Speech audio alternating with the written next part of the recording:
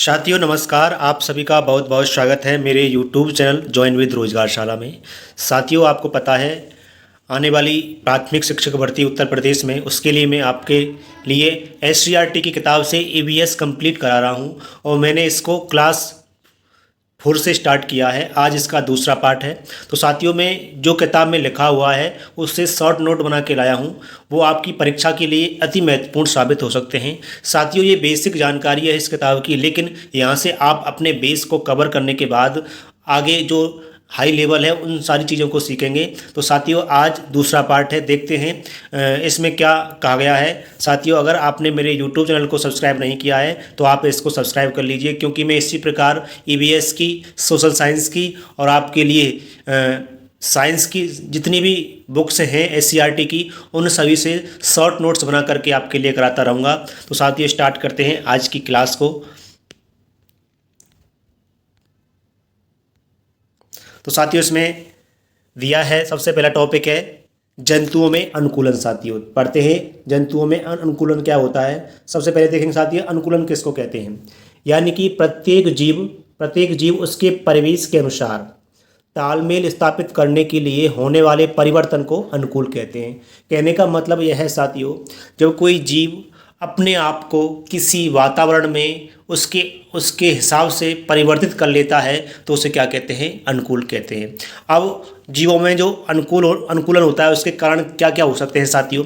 अगर किसी जीव को किसी स्थान पर भोजन की उपलब्धता है, यानी कि उसको भोजन मिल रहा है, तो उसके लिए क्या है, अनुकूलन का एक कारण है। दूसरा होता है वातावरण, उस जीव को उस वातावरण के हिसाब से अपने आप को अच्छा महसूस करने का एक स्थान मिल रहा है, तो साथियों वो क्या हो सकता है, उसका एक वातावरण कारण हो सकता है अनुकूलन का उस जीव का। तीसरा होता है साथियों प्रजनन। अगर कोई जीव किसी स्थान पर प्रजनन करने के लिए समर्थ है या फिर आरामदायक स्थिति में है, वो प्रजनन कर पा रहा है, तो क्या हो जाएगा, उसका एक अनुकूलन का कारण हो जाएगा। चौथा है साथियों शत्रुओं से रक्षा। अगर किसी जीव को किसी स्थान पर शत्रुओं का भय नहीं है, उसे कोई भी डर नहीं है, तो वह भी उसका एक अनुकूलन का कारण हो जाएगा। साथियों आगे देखते हैं इसमें क्या बात कही गई है।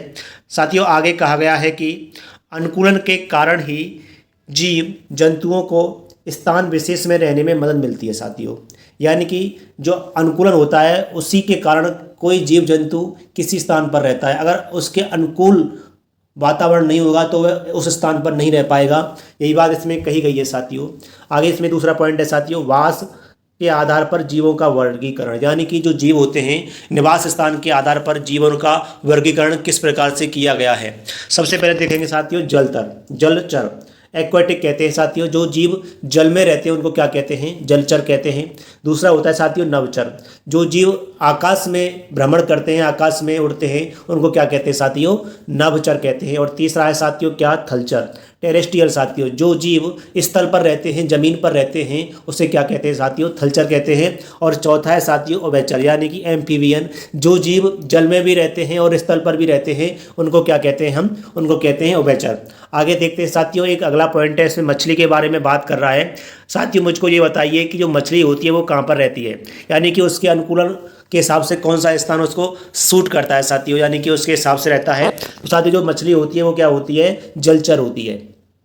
अब मछली के बारे में कुछ महत्वपूर्ण बातें इसमें लिखी गई थी बुक में, वो मैंने यहाँ पर नोट किए हैं। पहला पॉइंट है साथियों मछली का शरीर नाव के आकार का होता है। जिस प्रकार से नाव होती है साथियों, कैसे आगे से यानी कि इस प्रकार से नाव होती है, बीच में से ये इस प्रकार से होती है, फिर ये इस प्रकार से ये आकार बन जाता है। यानी कि जो मछली होती है साथियों वो नाव के आकार की होती है और धारा रेखित होती है, यानी कि उसके जो किनारे होते हैं उन पर क्या होते हैं, धारा बनी रहती है, यानी कि जिससे वो तैर सके आसानी से। और धारा रेखित शरीर तैरने में सहायक होता है। जो मछली का जो शरीर होता है, बॉडी होती है, वो एक धारा रेखित आकार का होता है और उसके होने के कारण वो आसानी से पानी में, जल में तैर सकती है। दूसरा पॉइंट दिया है साथियों मछली की पूंछ और पंख पतवार की तरह काम करते हैं, जिनकी सहायता से वह तैरती है। जो मछली के पंख होती हैं और पूंछ होती है साथियों, वो एक तैरने का काम करते हैं और जिसकी सहायता से वो क्या करती है, पानी में तैरती है। तीसरा पॉइंट है इसमें, मछली में सांस लेने के लिए फेफड़ों के स्थान पर, बहुत ही महत्वपूर्ण पॉइंट है, यानी कि मछली में सांस लेने के लिए फेफड़ों के स्थान पर गलफड़े यानी गिल्स या क्लोन होते हैं। कहने का मतलब है साथियों, अगर पूछेगा कि क्या मछली में गलफड़े, क्या मछली में फेफड़े होते हैं, साथियों वो फेफड़ों से सांस ना लेकर के किससे सांस लेती है, गलफड़े से सांस लेती है, यानी कि उसे गले के पास में एक ऐसा सिस्टम होता है जिससे वह सांस लेती है, और उसको क्या कहते हैं, गिल्स या क्लोन कहते हैं साथियों।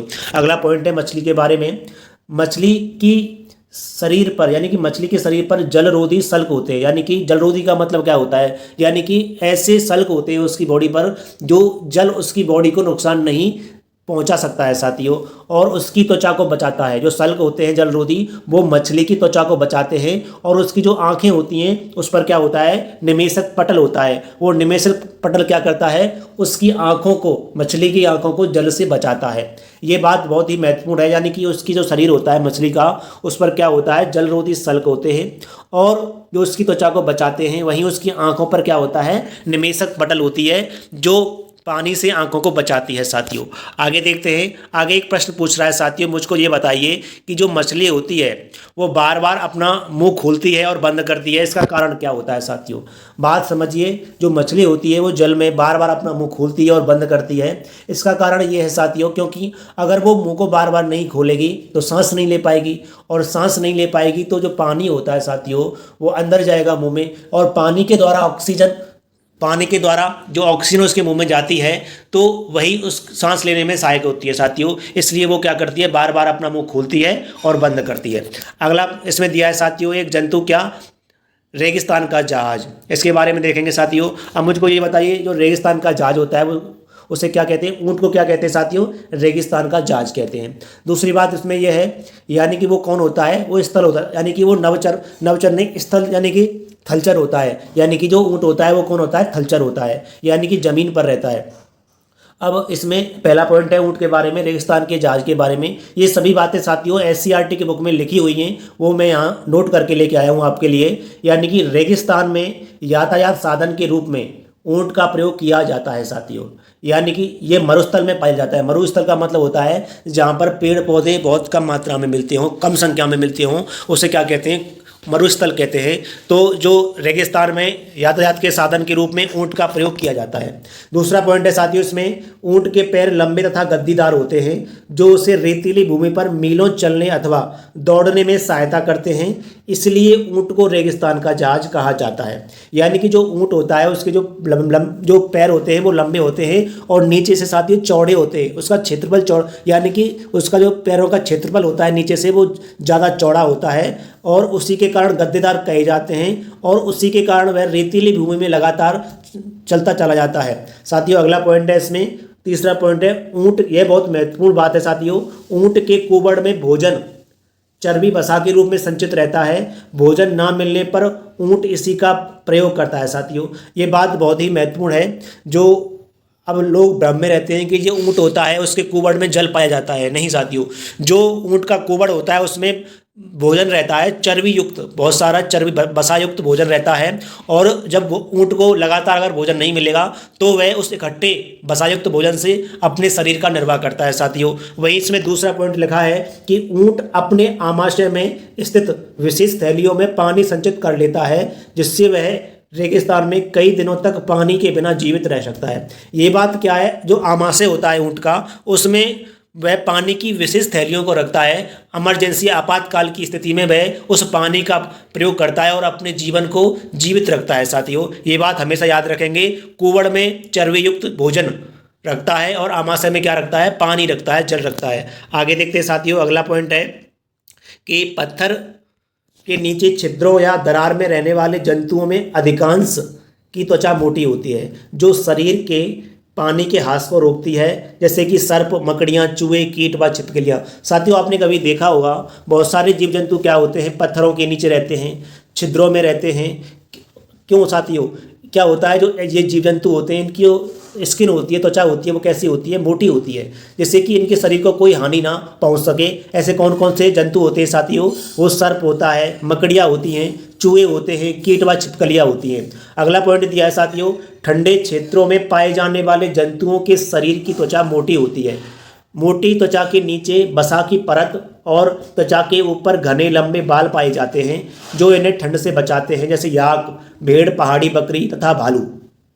तो साथियों इसमें दूसरा पॉइंट है कि जो जंतु ठंडे स्थानों पर पाए जाते हैं उनकी जो त्वचा होती है वो कैसी होती है, मोटी होती है। मोटी होने का कारण क्या होता है साथियों, उनकी त्वचा के नीचे क्या होता है, वसा की एक परत होती है, यानी कि फैट की एक परत होती है, और उस त्वचा के ऊपर क्या होते हैं, लंबे लंबे बाल, घने बाल पाए जाते हैं जो इन्हें ठंड से बचाते हैं। और साथियों ये सभी जंतु कहाँ पर पाए जाते हैं, ठंडे स्थानों पर पाए जाते हैं, जैसे कि याक हुआ, भेड़ हुई, पहाड़ी बकरी हुई, ये भालू आदि कहाँ पर पाए जाते हैं, ठंडे स्थानों पर अधिक पाए जाते हैं साथियों।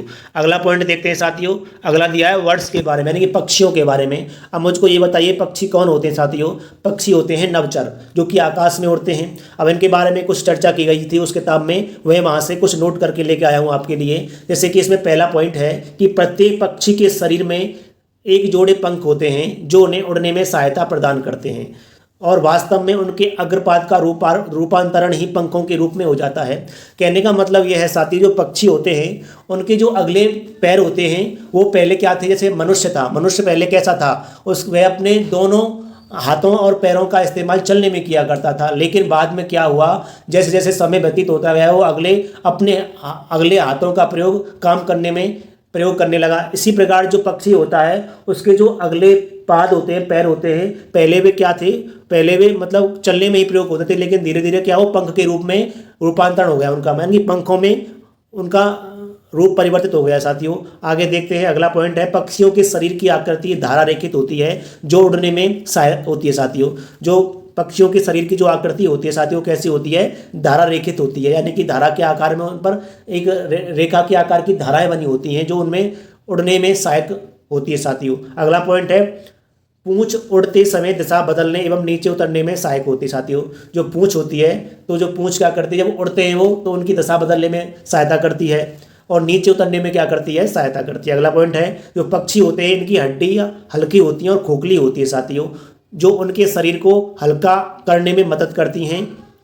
उड़ते समय इनके फेफड़ों के वायुकोश में हवा भर जाती है जो उनके शरीर को हल्का कर देती है और उड़ने में सहायता प्रदान करती है साथियों। आगे देखते हैं अगला पॉइंट। ये सभी पॉइंट साथियों आपके बुक में लिखे हुए हैं, मैंने वहीं से लिए हैं, और जो कुछ एक्स्ट्रा इन्फॉर्मेशन एग्जाम के पर्पज से महत्वपूर्ण थी वो मैंने इसमें ऐड कर दी है। तो आप इसको पूरा देखें, मैं पार्ट वाइज करके आपके लिए लगातार लाता रहूँगा। अगला पॉइंट है साथियों मेंढक के बारे में बात करते हैं जो बुक में लिखा गया है। इसकी मेंढक कौन होता है साथियों, मेंढक होता है साथियों उभयचर, एम्फीबियन, जो जल में भी रहता है और स्थल पर भी रहता है साथियों। इसके बारे में कुछ बातें हैं, जैसे कि मेंढक तथा बतख के पैरों के उंगलियों के बीच झिल्ली होती है साथियों, जिन्हें पाद जाल कहते हैं, यानी कि जाल के आकार के इनके क्या होते हैं, पैर होते हैं। यह जाल इन्हें तैरने में सहायता करते हैं, पतवार की तरह सहायता करते हैं साथियों, ये बात हमेशा याद रखने की है।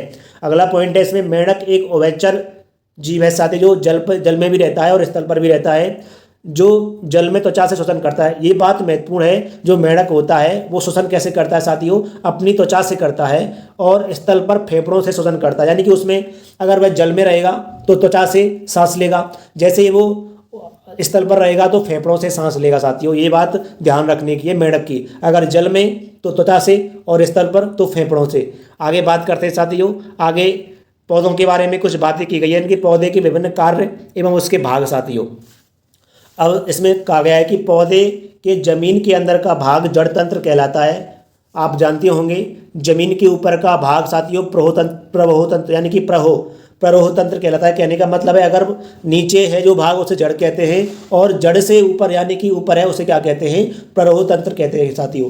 आगे देखते हैं साथियों जड़ के बारे में कुछ बात की गई है, यानी कि देखते हैं जड़, रूट, इंग्लिश में जड़ को रूट कहते हैं। जैसे कि अंकुरित बीज का मूलांकुर ही जड़ में परिवर्तित हो जाता है। जो आपने देखा होगा बीज होता है, बीज अंकुरित हो जाता है तो उस अंकुरित बीज से कुछ यानी कि जैसे ही वो अंकुरित होता है तो वो मूलांकुर के रूप में परिवर्तित हो जाता है, उसे क्या कहते हैं, जड़ कहते हैं। अब जड़ की सतह पर छोटे छोटे रोए पाए जाते हैं जिन्हें मूल रोम कहते हैं। मूल रोम द्वारा जड़ मिट्टी से जल एवं पोषक तत्व अवशोषित करते हैं साथियों। जो मूल रोम होते हैं इनके द्वारा ये जो पौधे को खनिज पोषक पदार्थ मिलते हैं वो जड़ के द्वारा मिलते हैं, इन्हीं के द्वारा प्राप्त होते हैं साथियों। आगे देखते हैं जड़ साथियों दो प्रकार की होती हैं, कौन कौन सी होती हैं। एक होती है साथियों कौन सी, मूसला जड़, और एक होती है अपस्थानिक जड़ या फिर झकड़ा जड़ या फिर रेशेदार जड़। अगर बात करते हैं मूसला जड़ की यहाँ से क्वेश्चन पूछा गया है कि निम्न में से कौन सा मूसला जड़ का उदाहरण है साथियों। चना, मटर और सरसों ये तीनों मूसला जड़ के उदाहरण हैं। वहीं साथियों गेहूं, धान, मक्का ये किसके हैं, ये अपस्थानिक या फिर रेशेदार जड़ के उदाहरण हैं। अब बात करते हैं आगे, जड़ के कार्यों के बारे में चर्चा की गई है बुक में, तो देखते हैं जड़ के कार्य क्या होते हैं। आप जानते होंगे, यानी कि पौधों को भूमि में स्थिर रखना ये जड़ का कार्य होता है। वहीं मिट्टी से जल एवं पोषक तत्वों को अवशोषित करना ये भी जड़ का कार्य होता है। यानी कि अगर पौधे की जड़ मजबूत होगी तो वह पौधा या फिर पेड़ बहुत समय तक स्थिर रहेगा, वो मतलब खड़ा रहेगा। वहीं अगर मिट्टी से वो जड़ क्या होती है, पोषक तत्वों को पौधे के विभिन्न भागों में भेजती है, इससे वह अपने जीवन के अस्तित्व को बनाए रखे साथियों। वहीं बात करते हैं भोजन संग्रहण के लिए जड़ों का रूपांतरण, यानी कि किस प्रकार से जड़ों का रूपांतरण हो जाता है। जैसे कि इसमें लिखा गया है कि मूसला जड़ का रूपांतरण मूली, सलजम, गाजर आदि में किया जाता है। वहीं अपस्थानिक जड़ का रूपांतरण डहेलिया और शकरकंद में किया जाता है साथियों। अब आगे देखते हैं, कुछ महत्वपूर्ण बातें थी बुक में, वो मैंने नोट किया आपके लिए। जैसे कि इसमें चर्चा की गई है साथियों, सहारा देने वाली जड़ें कौन कौन सी होती हैं। आपने कभी देखा होगा मक्का के पेड़ को, गन्ना के पेड़ को, बरगद के पेड़ को और बांस के पेड़ को। इनकी जड़ें कैसी होती हैं, विशेष रूप से मजबूत तथा मोटी होती हैं, जो तने को सहारा देती हैं। इन्हें सहारा देने वाली जड़ें कहा जाता है साथियों। अब बात करते हैं आगे, अगला पॉइंट है तना के बारे में बात करते हैं साथियों। ये सभी बेसिक जानकारी है, लेकिन आपकी EVS की बुक में इन सभी बातों की चर्चा की गई है। इसी के कारण मैं इनको नोट करके आपके लिए करा रहा हूँ साथियों। जैसे कि इसमें तना की बात करते हैं, तना को इंग्लिश में स्टेम कहते हैं। इसमें पहला पॉइंट है, अंकुरित बीज का अंकुर ही तने में परिवर्तित हो जाता है साथियों। जैसे ही बीज अंकुरित होता है वो बढ़ता है आगे, धीरे धीरे इस जमीन से ऊपर आ जाता है और तने का रूप धारण कर लेता है साथियों।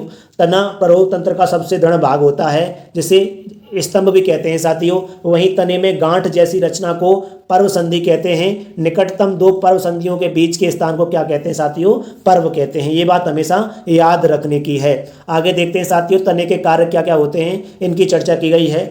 नंबर 1, पौधे को सीधा रखना तने का कार्य होता है, आप जानते हैं। दूसरा पॉइंट है, पौधे की शाखाओं को सहारा प्रदान करना, ये भी तने का कार्य होता है, आपको पता होना चाहिए। जड़ द्वारा अवशोषित जल और पोषक तत्वों को पौधे के अन्य भागों तक पहुंचाना, ये भी जड़ का कार्य होता है साथियों। वही चौथा पॉइंट है इसमें, यानी कि पत्तियों द्वारा बनाए गए भोजन को पौधों के विभिन्न भागों तक पहुंचाना, ये भी तने का कार्य ही होता है। अब साथियों में कुछ महत्वपूर्ण बातें आपके लिए बता रहा हूँ। पादप यानी कि पौधे के अंदर पादप ऊतक पाए जाते हैं। वो पादप ऊतक कितने प्रकार के होते हैं, जैसे कि एक होता है साथियों विभज्योतिकी ऊतक होता है, एक होता है स्थायी ऊतक। और साथियों जो स्थायी ऊतक होता है वो दो प्रकार के बताए गए हैं, एक सरल ऊतक और एक जटिल ऊतक। अब साथियों जो जटिल ऊतक होते हैं उनके भी दो प्रकार होते हैं, एक होता है साथियों जाइलम और एक होता है साथियों क्या, फ्लोएम। ये दो प्रकार के क्या होते हैं साथियों, ये दो प्रकार के होते हैं जटिल ऊतक। अब इसमें बात की गई है साथियों, जो जटिल ऊतक में जो जाइलम और फ्लोएम होते हैं उनके कार्य क्या क्या होते हैं साथियों।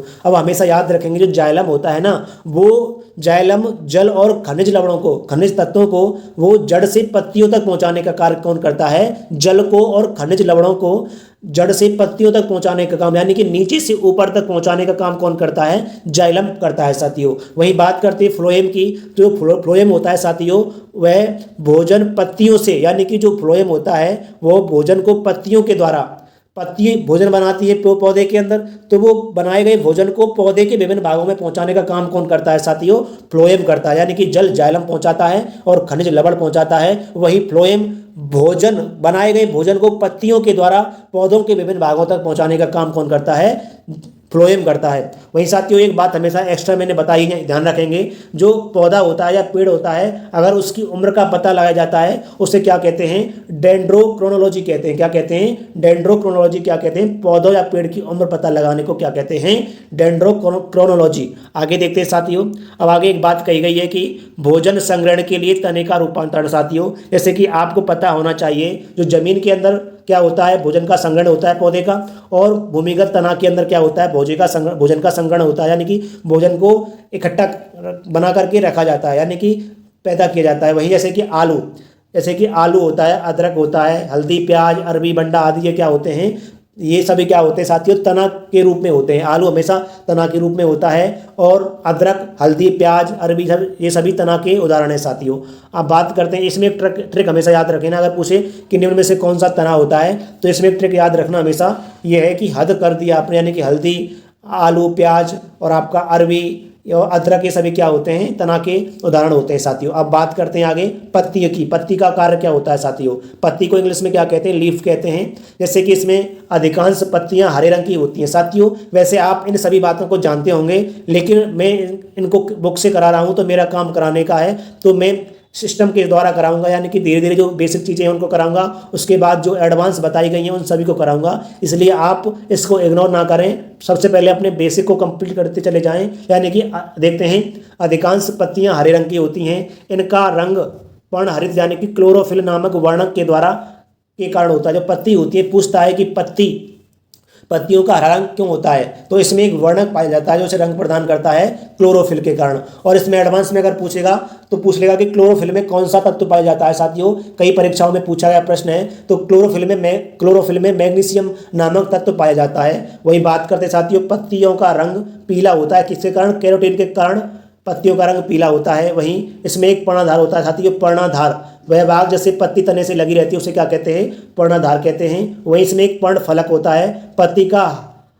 हरा चपटा भाग क्या होता है साथियों, हर चपटा भाग क्या होता है, इसमें पर्ण फलक होता है। वही साथियों इसमें पर्ण व्रत होते हैं, पर्ण व्रत, पर्णाधार व पर्ण फलक के बीच का डंठनुमा आकार क्या होता है, पर्ण व्रत होता है साथियों। वहीं आगे देखते हैं, इसमें ऊपरी सतह, जो पत्ती की ऊपरी सतह होती है, ऊपरी सतह गहरे हरे रंग की व चिकनी होती है साथियों, जो कि हरा रंग सौर ऊर्जा का अवशोषण करता है, चिकनी सतह आवश्यक किरणों का परावर्तन करती है साथियों। ठीक है, ये बात हमेशा याद रखेंगे। अब कुछ महत्वपूर्ण पॉइंट में लेके आया हूँ आपके लिए। जो टमाटर होता है उसका रंग होता है ना, टमाटर का जैसा रंग होता है, उसके किसके कारण होता है, लाइकोपिन वर्णक के कारण होता है। टमाटर का जैसा भी रंग होता है, हरा या फिर लाल है, किसके कारण होता है, लाइकोपिन एक वर्णक होता है, उसके कारण होता है। वहीं सलजम का रंग जैसा होता है, यानी कि गुलाबी आकार का या फिर सफेद आकार का, वो किस कारण होता है, बीटानिन वर्णक के कारण होता है, बीटानिन। वहीं गाजर का जो पीला रंग होता है वो कैरोटीन के वर्णक के कारण होता है। ये बात हमेशा आपको याद रखनी है साथियों। वहीं आप देखते हैं पर्णरंध्र के कार्य क्या होते हैं साथियों। पत्तियों में क्या होते हैं, छोटे छोटे रंध्र पाए जाते हैं, जिसको इंग्लिश में स्टोमेटा कहते हैं। जैसे कि पर्ण फलक पर छोटे छोटे छिद्रों को क्या कहते हैं, पर्णरंध्र कहते हैं। इनका कार्य क्या होता है साथियों, पत्तियों पर जो पर्णरंध्र बने होते हैं वो क्या करते हैं, श्वसन करते हैं और वातपोत्सर्जन करते हैं साथियों। अब वहीं साथियों सिराओं का जाल होता है, उस पर पत्तियों द्वारा बने भोजन को तने तक पहुंचाने का कार्य कौन करता है, सिराओं का जाल करता है। और पर्ण फलक को फैलाए रखना किसका कार्य होता है साथियों, सिराओं का जाल होता है। वहीं आगे देखते हैं पत्तियों के कार्यों के बारे में कुछ बात की गई है साथियों। पत्ती के कार्य कौन कौन से होते हैं, प्रकाश संश्लेषण का कार्य करती हैं पत्ती, आपको पता होना चाहिए। वातपोत्सर्जन का कार्य करती हैं, और श्वसन का कार्य क्या करती हैं, पत्ती करती है साथियों। एक बात हमेशा याद रखेंगे, पत्ती को पौधों का रसोई घर भी कहा जाता है साथियों। पत्ती को पौधे का क्या कहा जाता है, रसोई घर भी कहा जाता है। आगे देखते हैं साथियों, प्रकाश संश्लेषण के बारे में कुछ थोड़ी सी जानकारी देखेंगे। जैसे कि फोटोसिंथेसिस कहते हैं इंग्लिश में।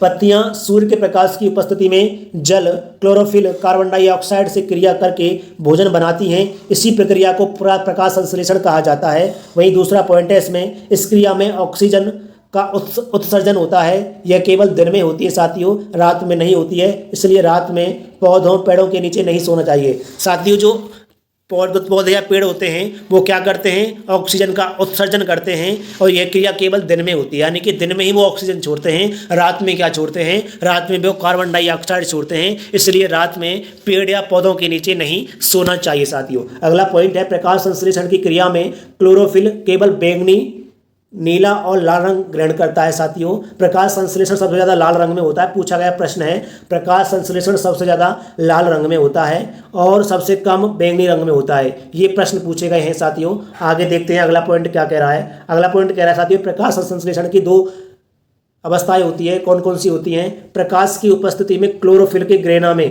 तथा प्रकाश की अनुपस्थिति में क्लोरोफिल के स्ट्रोमा में होती है साथियों प्रकाश संश्लेषण। वही वातपोत्सर्जन के बारे में देखेंगे साथियों। जड़ द्वारा अवशोषित अतिरिक्त जल पत्तियों के पर्णरंध्रों से वाष्प के रूप में बाहर निकलना क्या कहलाता है, वातपोत्सर्जन कहलाता है साथियों। मैंने आपके लिए SCERT की बुक से क्लास 4 की बुक है, उसमें जो EVS में टॉपिक दिया था उसका दूसरा पार्ट आपके लिए कंप्लीट कराया है। इसके बाद तीसरा पार्ट लेके आऊँगा इसी बुक का, उसके बाद चौथा साथियों। इसी प्रकार ये सीरीज लगातार चलती रहेगी। आप SCERT बुक से पहले अपना बेसिक मजबूत करें, उसके बाद एक्स्ट्रा बुक को पढ़ें साथियों। सबसे पहले प्रश्न यहीं से बनेंगे, ज़्यादा उम्मीद यहीं से रहेगी। अगर आपको मेरी ये वीडियो पसंद आई है तो प्लीज़ आप मेरे YouTube चैनल को लाइक करें, शेयर करें, वीडियो को लाइक करें, चैनल को सब्सक्राइब करें और अपने दोस्तों के साथ शेयर करें साथियों। फिर मिलेंगे अगले पार्ट में साथियों, तब तक के लिए जय हिंद, जय भारत।